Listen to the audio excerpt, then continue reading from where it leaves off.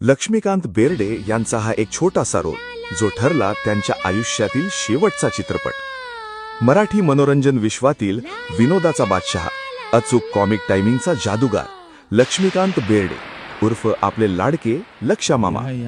पण तुम्हाला माहिती आहे का, लक्षा मामांचा शेवटचा सिनेमा कोणता होता? आपल्या कारकिर्दीत लक्ष्मीकांत बेर्डे यांनी तब्बल 150 ते 185 चित्रपटांमध्ये काम केलं। मराठी सोबतच हिंदी चित्रपट सृष्टीतही त्यांनी आपल्या अभिनयाची वेगळी छाप सोडली। त्यांच्या प्रत्येक भूमिकेने प्रेक्षकांना मनमुराद हसवलं आणि अनेक पात्र आजही लोकांच्या आठवणीत जिवंत आहेत।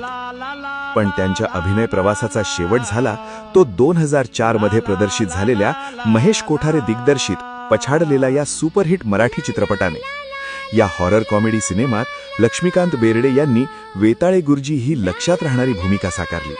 अनेकांना ती पाहुण्या कलाकाराची भूमिका वाटते, पण चित्रपटाच्या अधिकृत श्रेयनामावलीत त्यांना महत्त्वाची भूमिका दिली आहे।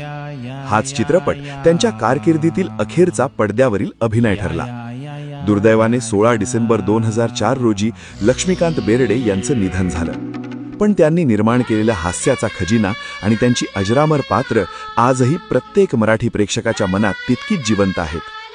तुमचा लक्षा मामांचा सर्वात आवडता सिनेमा कोणता? कमेंटमध्ये नक्की सांगा आणि फॉलो करायला विसरू नका।